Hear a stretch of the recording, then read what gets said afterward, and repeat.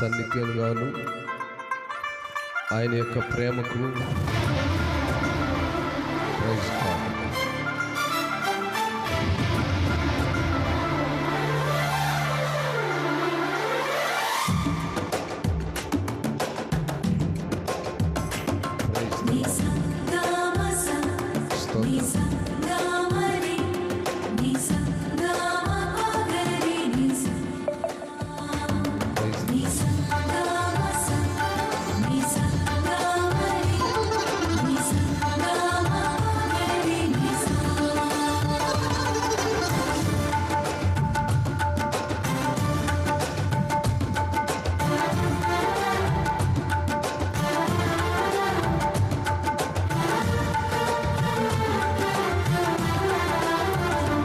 జయ సంకేతమా దయా క్షేత్రమా నన్ను పాలించు నా యేసయ్యా.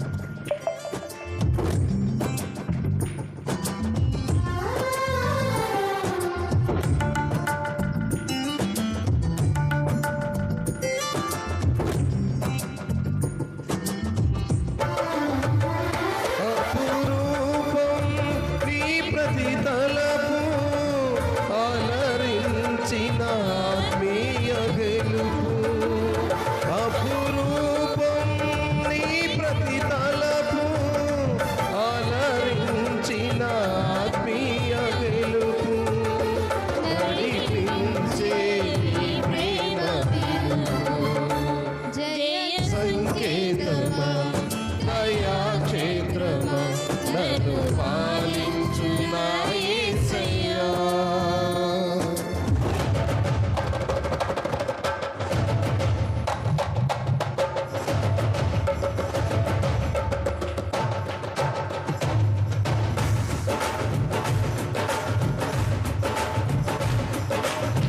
సంతోషంగా చప్పట్లు స్తోత్రం.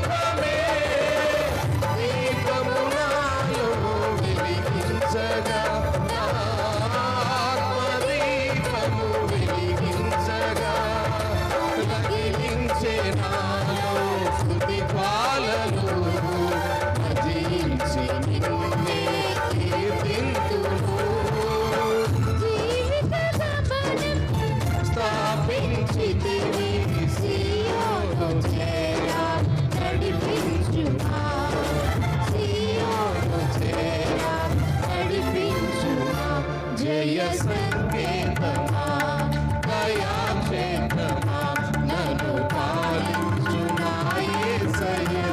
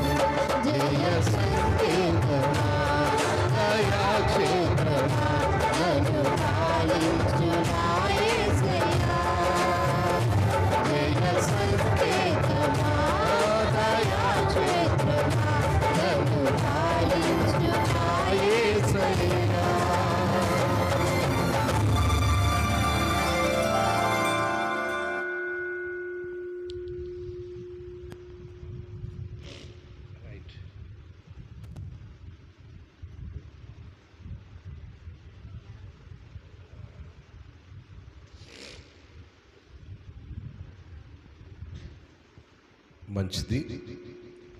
దేవుని మహాకృపలో ఈరోజు కొంచెం ఆరోగ్యము అంత సరిగ్గా లేనట్టుంది పాపం. చాలా కాలం తర్వాత మరలా కోల్డ్ ప్రారంభమైంది. మంచిది. ఎట్టకేలకు దేవుని మహాకృపను బట్టి ఆయన సన్నిధానములో ప్రతిదినము అనుదినము ఉన్నతమైనటువంటి బోధలు, ఉన్నతమైనటువంటి వర్తమానాల చేత అనుదినము మనము బలపరచబడుతూ ఉన్నాం అని నేను నమ్ముతున్నాను. స్తోత్రం, హల్లెలూయా. ఎంతమంది బలపరచబడుతున్నారు? ఇంకెవరు లేరా? మిగతా వాళ్ళు ఎవరు బలపరచట్లేదా? మీ అందరికంటే కుపన్న మేలే.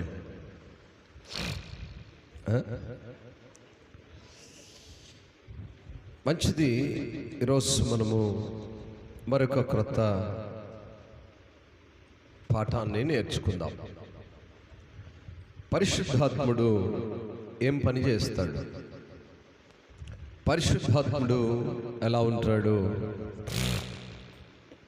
ఆయన పనేంటి?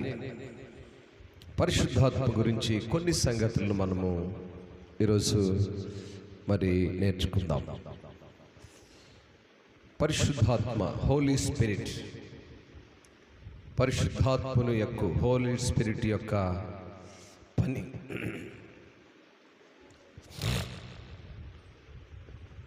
మనం ఎప్పుడు వింటూ ఉంటాం త్రియేక దేవుడు అనే మాటను. అంటే తండ్రి, కుమార, పరిశుద్ధాత్మ. ఈ పరిశుద్ధాత్మ అనే ఆయన చేసే ఏంటి, ఆయన ఏం చేస్తుంటాడు అనే సంగతులను మనము ఈరోజు కొన్ని మాటల నుంచి నేర్చుకుందాం. త్రియేక దేవుడు అనే మాటలో నుంచి మనము మూడో మాటగా పరిశుద్ధాత్మ, తండ్రి, కుమార, పరిశుద్ధాత్మ అని తీసుకుంటున్నాం. అంటే తండ్రి నుంచి కుమారుడు, కుమారులో నుంచి వచ్చినటువంటి పరిశుద్ధాత్మను దేవుని యొక్క శక్తికి సహాయకుడిగా, సత్యదేవుని యొక్క ఆత్మను పొందుకునేదిగా ఈ పరిశుద్ధాత్మ పనిచేస్తుంది. ఈ పరిశుద్ధాత్మ గురించి మనకి ఇంకేం సంగతులు తెలియజేస్తాయంటే, దేవునితో మనకున్న అనుబంధాన్ని తెలియజేస్తుంది. అంత మాత్రమే కాకుండా పరిశుద్ధాత్ముడు మనకేం చేస్తాడంటే ఒక మార్గాన్ని చూపిస్తూ ఉంటాడు. ఇంకా ఏం చేస్తుందంటే పరిశుద్ధాత్మ దేవునికి సాక్షిగాను, అలాగే ధైర్యంగా మనము దేవుని సన్నిధిలో నిలబడడానికి, సత్య మార్గంలో నడిపించడానికి అవసరమైన శక్తిని కూడా ఇస్తుంది పరిశుద్ధాత్మ.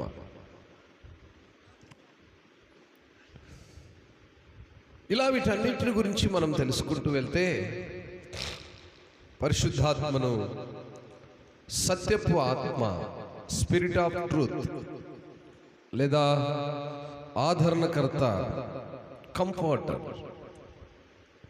కౌన్సిలర్,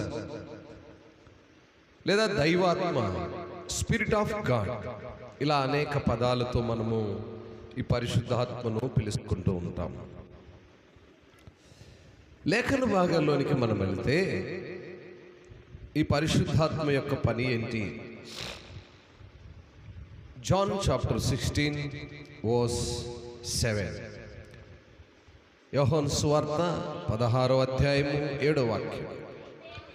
అయితే నేను మీతో సత్యము చెప్తున్నాను, నేను వెళ్ళిపోవటం వలన మీకు ప్రయోజనము, నేను వెళ్ళని ఎడల మీకు ఆదరణకర్త మీ యొద్దకు రాడు.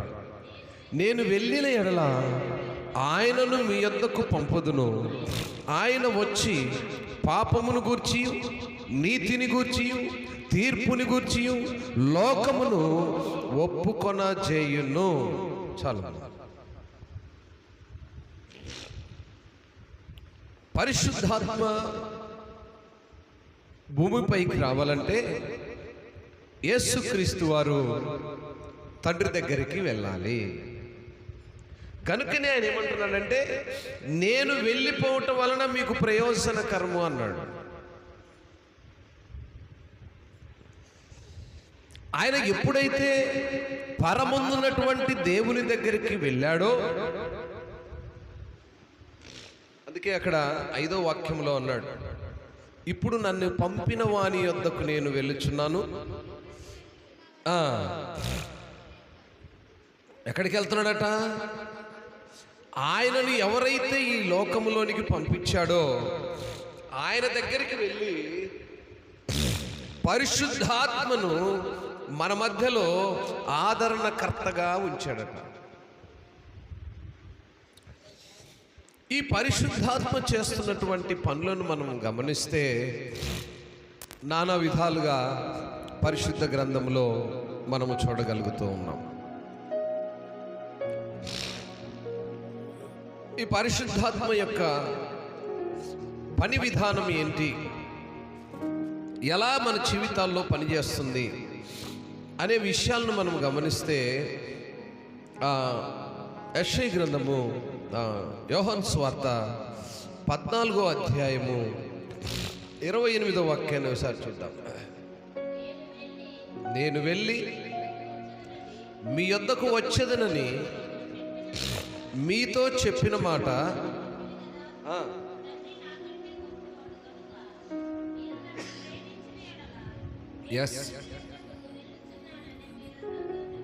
చాలు. పరిశుద్ధాత్ముడు మన మధ్యలో సంచారం చేయాలి అంటే ఆయన తండ్రి దగ్గరికి చేరాలి. అందుకే ఆయన ఏమంటున్నాడంటే, నేను వెళ్ళి మీ యొద్దకు వచ్చేదనని మీతో చెప్పిన మాట మీరు వింటారు కదా.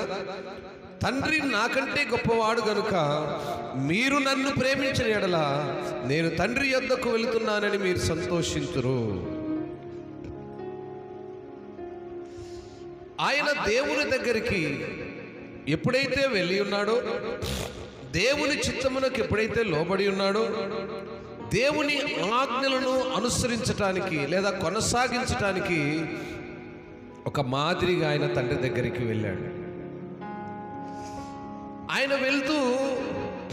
ఆయన వెళ్ళి అక్కడి నుంచి మనకి ఇవ్వబోతున్న లేదా అక్కడి నుంచి ఆయనకు మనకు అందివ్వబోతున్నటువంటి అనేకమైనటువంటి ఆత్మఫలాలను మనం చూడగలుగుతాం. మనము యోహాను సువార్త 7వ అధ్యాయము 39వ వాక్యంలో చూస్తే, తన యందు విశ్వాసముంచు వారు పొందబో ఆత్మను గురించి ఆయన మాట చెప్పాడు. యేసు ఇంకను మహిమపరచలేదు, కానీ ఆత్మ ఇంకను అనుగ్రహింపి ఉండలేదు.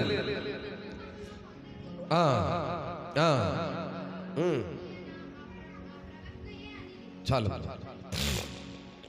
యేసు ప్రభువు వారి యొక్క ఆత్మ విశ్వాసం ఉంచిన వారి ఎడల తన మహిమను అనుగ్రహింపబడుతుందని లేఖనాలు సెలవిస్తున్నాయి. విశ్వాసం ఉంచిన వారికి మాత్రమే పరిశుద్ధాత్మ యొక్క ప్రభావము, దాని యొక్క పనులు కనిపిస్తాయి. విశ్వాసం ఉంచిన వారు మాత్రమే పరిశుద్ధాత్మలో ఉన్నటువంటి అనేక సంగతులను చూడగలుగుతారు.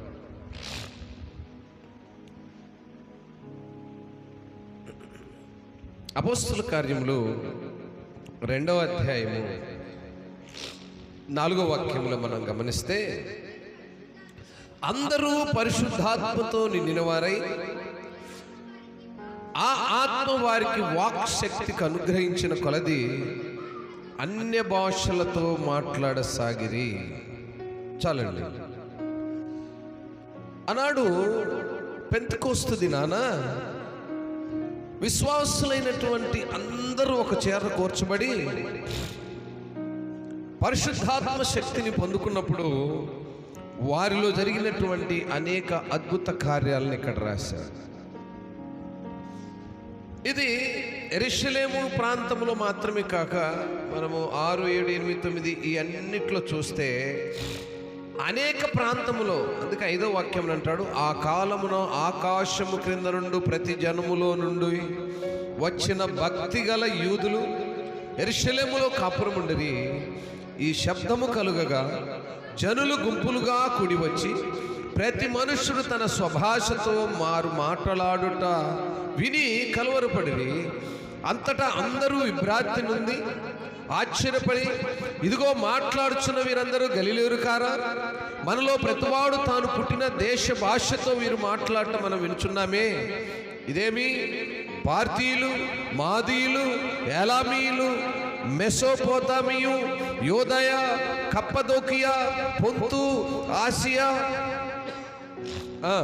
పంపులియా, ఐగుప్తును దేశములందరి వారు, కురేన దగ్గర ఉన్నటువంటి లిబియా ప్రాంతం ఎందు కాపురున్నవారు, రోమాల నుండి పరవాసులుగా వచ్చిన వారు, యూదులు, యూదామత ప్రవిష్టులు, క్రేతీయులు, అరబీయులు మొదలైన మనందరూ కూడా వీరు మన భాషతో దేవుని గొప్ప కార్యములు వివరించుట వినుచున్నాము అని చెప్పుకొనేది. అందరూ భ్రాంతి నుండి ఎటు చోచక ఇదేమగును అని ఒకరితోనొకడు చెప్పుకొనుచుండ్రి.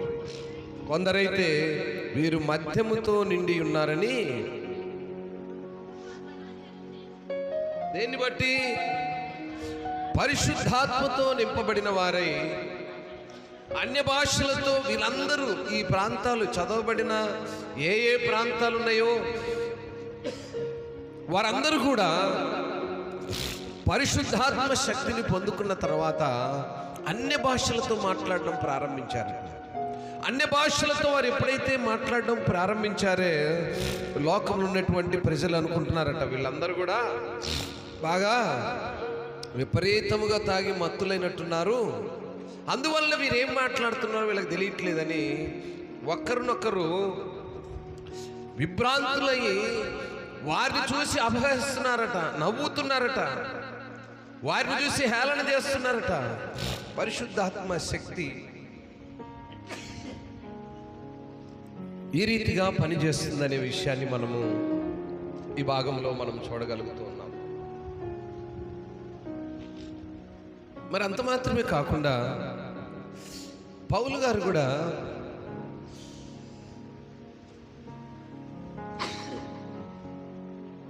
కొరింథీ సంఘంలో ఉన్నటువంటి కొంతమందితో ఈ రీతిగా మాట్లాడడాన్ని మనం చూస్తాం.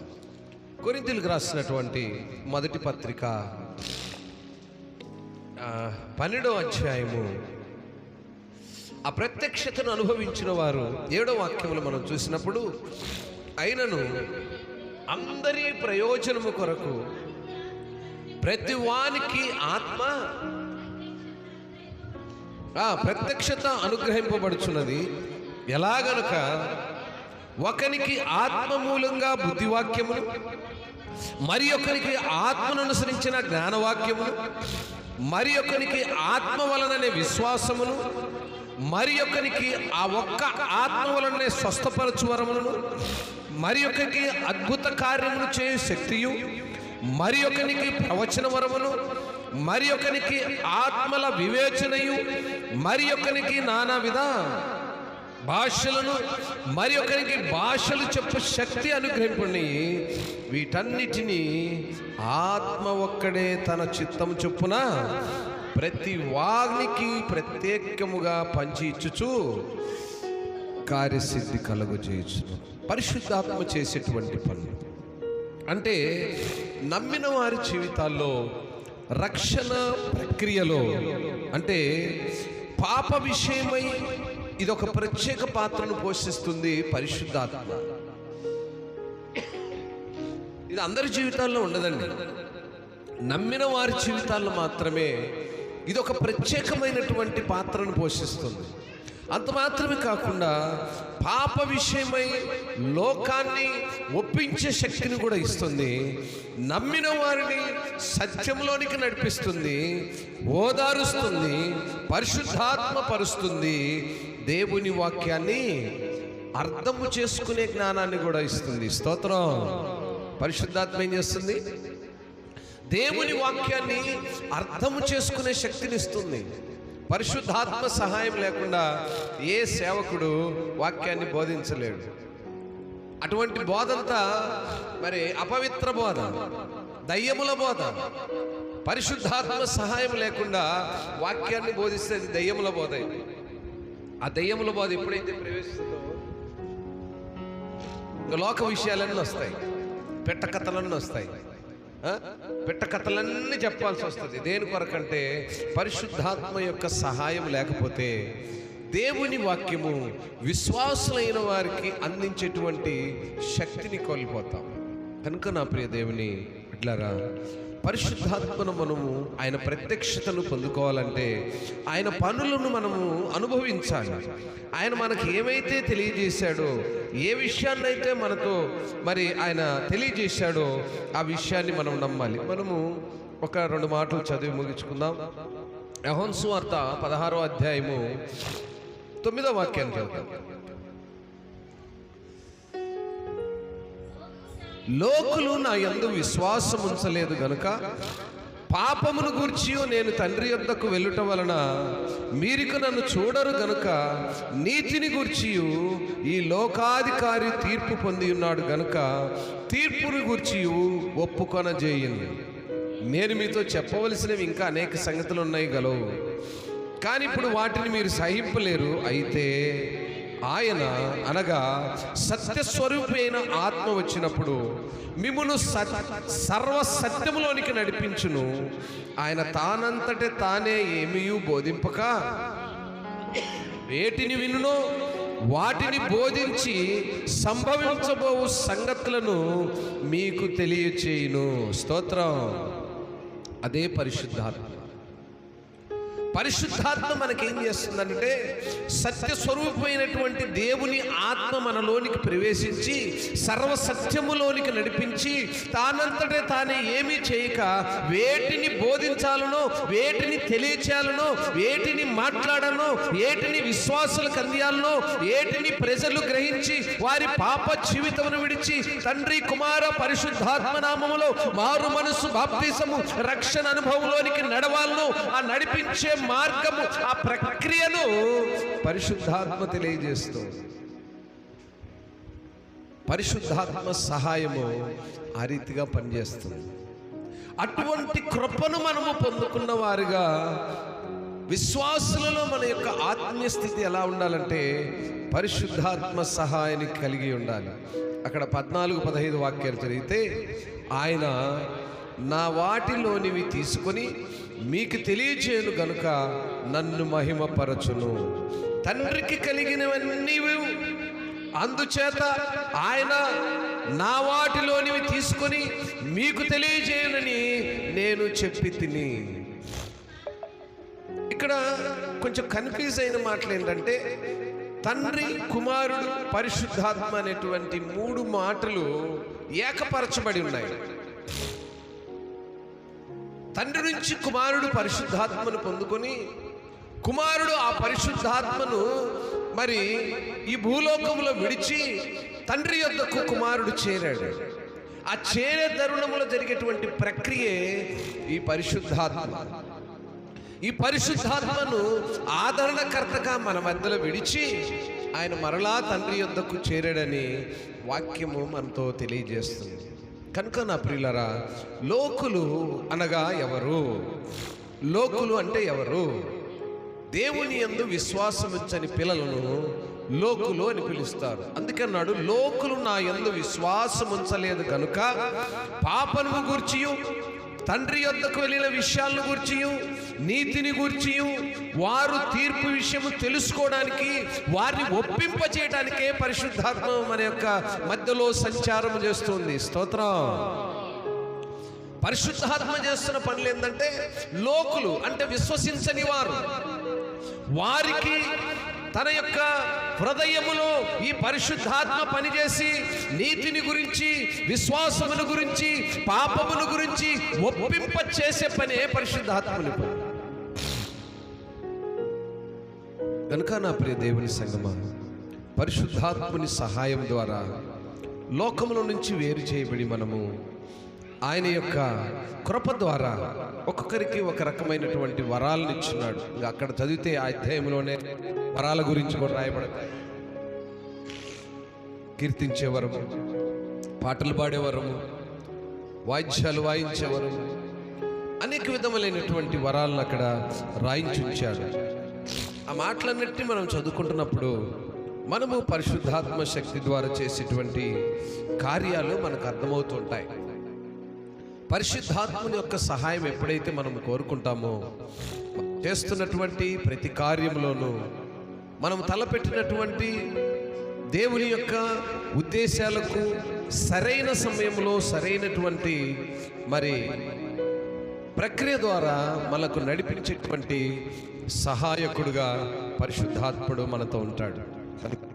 అట్టి కృపలో రాత్రికాల సమయం ముందు ఈ మాటల ద్వారా ఆయన మనలను పరిశుద్ధాత్ముని సహాయముతో ముందుకు నడిపించును గాక. ప్రార్థన చేసుకుందాం. పరిశుద్ధుడా, ప్రేమ కలిగిన తండ్రి, నీ పరిశుద్ధ ఘనమైన పాదాలను బట్టి స్తోత్రాలయ్యా. ఈ రాత్రికాల సమయంలో కొద్ది మాటలు నీ బిడ్డలతో మీరు మాట్లాడిన శ్రేష్టమైన సంగతులను బట్టి వందనాలు నాయనా. లోకములోనేటువంటి అవిశ్వాసులు విశ్వాసం ఉంచక నాయనా లోకం వైపే చూస్తున్నటువంటి వారిని పరిశుద్ధాత్మ శక్తి ద్వారా పాపం నుంచి విడుదల కలిగజేసి నీతిని గురించి, న్యాయములను గురించి, నీ ఆజ్ఞలు, నీ కట్టలను గురించి తెలియజేయుటకు పరిశుద్ధాత్ముడు సహాయంగా ఉంటున్నాడని మీ లేఖనాలు తెలియజేశాయి. ఆయన నాయన అట్టి కృపను దయచేసి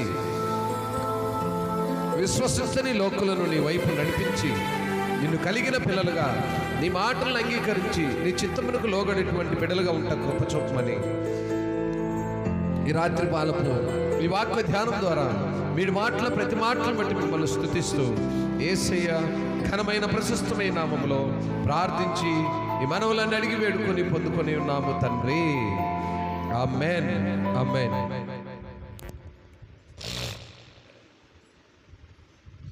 మంచిది.